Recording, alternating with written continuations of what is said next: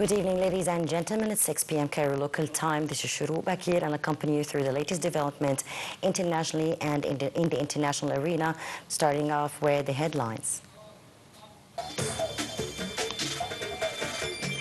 President Fattah al-Sisi in Malibu, Guinea to attend the African Union conference. The Palestinian Civil Defense Agency says Israel occupation airstrikes kills more than 50 Palestinians.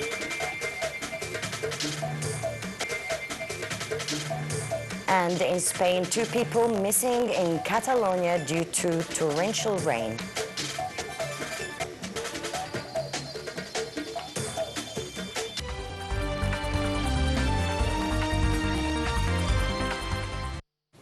Welcome back. President Fattah al-Sisi is in Malibu, the capital of Equatorial Guinea, for the 7th mid-year coordination meeting of the African Union, a key platform for advancing regional integration and aligning continental strategies. Presidential spokesman Mohammed al-Shenawi said al-Sisi is participating in the conference in his capacity as chair of the North Africa Regional Mechanism and chairperson of the Heads of State and Government Orientation Committee of the African Union Development Agency. During the meeting, al-Sisi is to outline efforts to strengthen the effectiveness of these mechanisms with a particular focus on linking peace and security initiatives to broader development goals aimed at achieving sustainable stability across Africa. The mid-year coordination meeting was established in 2017 to replace the AU's traditional mid-year summits. It convenes a select group of African leaders, including the chairperson of the regional economic communities, AU commissioners and heads of regional mechanisms. Its primary aims is to coordinate and harmonize the work of the AU and to accelerate the implementation of the AU's Agenda 2063, the continent's strategic framework for inclusive growth and sustainable development. Ambassador Shenawi said that on the sidelines of the event, al-Sisi is to hold bilateral talks with several heads of state with a focus on addressing challenges confronting the continent and exploring avenues to enhance political and economic stability in pursuit of shared development aspirations. During his speech at the AU coordination meeting, AU Commission head Muhammad Ali Yusuf predicted a 50% increase in the intra-African trade by 2035. He stressed on the importance of increasing cooperation and integration in among the African continent and countries to raise the status of the African continent. He asserted on the importance of integration among the African countries through cooperation in the continental free trade area. Angola's President João Lourenço stressed that the African integration is more than just cultural integration, but rather one of the main drivers of 2063 agenda. In his address to the AU coordination meeting, Lourenço said that developments have taken place in the field of continental integration, which represent a historic achievement in unifying African markets. He also called for the necessity to increase investments in infrastructure in Africa, including airports, roads, and digital networks, as well as the establishment and structuring of many development and investment funds to implement the 2063 agenda. In his speech at the 7th AU mid-year coordination meeting, the president of the Equatorial Guinea, Teodoro Obiang, stressed the need to achieve justice in the development fields in Africa, enhance the African action for peace. He said that 2025 is a year of justice for the African continent, expressing his aspiration to achieve historical justice for current development. He stressed that there have been no justice without economic development.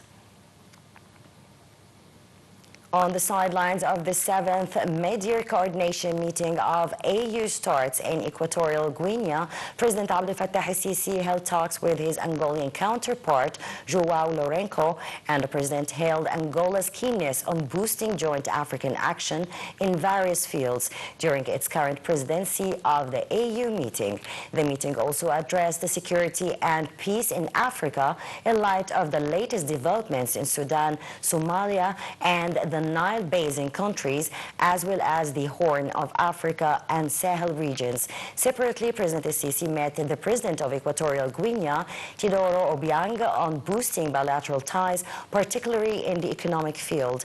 The President lauded the African countries boosting and hosting of the AU meeting as helping to boost African integration in different fields, along with peace and security in the continent. Meeting with his Ghanaian counterpart, John Mahama, President el-Sisi tackled means of boosting collective action to foster African development efforts in light of Ghana's hosting of the headquarters of the African Free Trade Agreement, as well as Egypt's holding of the African Trade Ministerial Council presidency.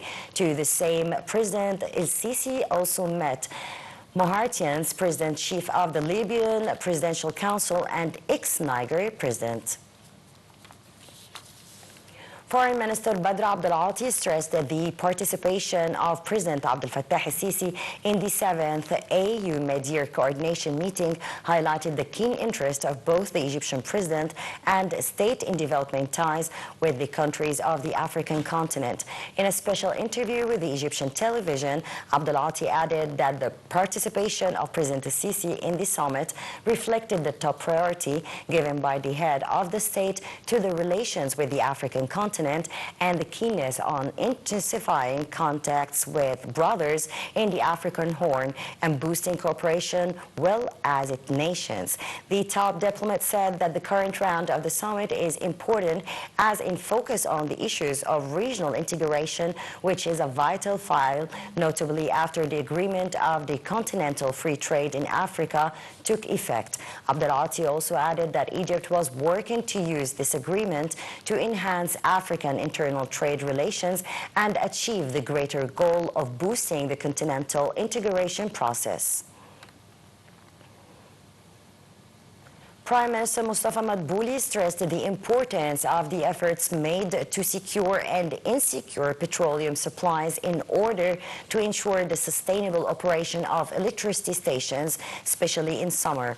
This came during Prime Minister Madbouli's meeting with the Ministers of Electricity and Petroleum to follow up on the several issues, including efforts to secure the fuel needed to operate electricity and as well as this of new and renewable energy projects. The meeting tackled the efforts exerted during the previous period to change the operation pattern and reduce traditional fuel consumption, improve performances and energy efficiency, as well as increase reliance on renewable energy. Meanwhile, Minister of Petroleum reviewed the status of petroleum supplies and efforts to increase them to ensure sustainable operation of the electricity stations, stressing the continuous filed follow-up of refueling ships which receive liquefied natural gas shipments to convert and pump them into the national natural gas network to meet the various consumption sectors in the local market.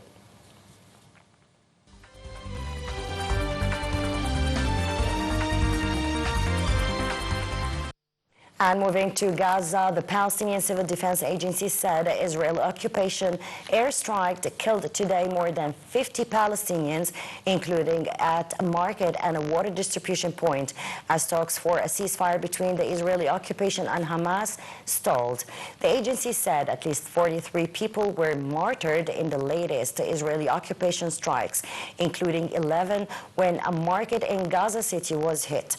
Meanwhile, 8 children were among 10 victims of a drone strikes, a water point in Al-Nusayrat refugee camp in central Gaza. In southern Gaza, 3 people were martyred when Israeli occupation jets hit a tent sheltering displaced Palestinians in the coastal Al-Mawasi area. More than 21-month genocide war in Gaza left at least 58,000 to 26 Palestinian martyrs, mostly women and children. Iran's foreign minister said that his country would accept a resumption of nuclear talks with the U.S. if there were assurance of no more attacks against it. Foreign Minister Abbas Araghchi said in a speech to Tehran-based foreign diplomats that Iran has always been ready and will be ready in the future for talks about its nuclear program, but assurance should be provided that in case of a resumption of talks, the trend will not lead to war, referring to the 12-day Israeli bombardment of Iran's nuclear and military sites and the U.S. strikes on June 22nd. Araghchi said that if he and the U.S. other wishes to resume talks with Iran, first of all, there should be firm guaranteed actions will not be repeated. The attack on Iran's nuclear facilities has made it more difficult and complicated to achieve a solution based on negotiations.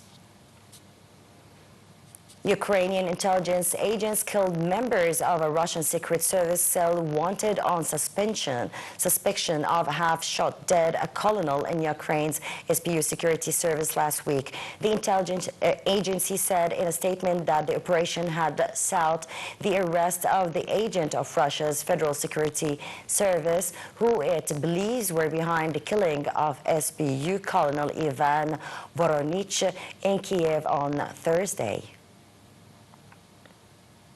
North Korean leader Kim Jong-un told Russia's top diplomat his country was ready to unconditional support Moscow every effort to resolve the conflict in Ukraine as the two countries held high-level strategic talks today. Russian Foreign Minister Sergei Lavrov was on a three-day visit to North Korea, which has provided troops and arms for Russia's operation in Ukraine and has pledged more military support as Moscow tries to make advance in the conflict. Kim met Lavrov in the eastern coastal city of the Wonsan, where the two countries' foreign ministers held their second strategic dialogue, pledging further cooperation under a partnership treaty signed last year that includes a mutual defense pact. Australia will not command troops in advance to any conflict, Defence Ministry said. Pat Conry said today, responding to a report that the Pentagon has pressed its ally to clarify which role it would play to the U.S. and China went to war over Taiwan. Conroy said in an interview with the Australian Broadcasting Corporation that Australia's priority is its sovereignty. Two people were missing in Catalonia Saturday after much of the region in northeast Spain was hit by torrential rains, officials said, briefly forcing the suspension of rail services there. Spain's weather service said about 10 centimeters of rain fell in space of several hours near Barcelona. Spain's refined company suspended all train travel throughout Catalonia for a few hours as a precaution before resuming service later in the day.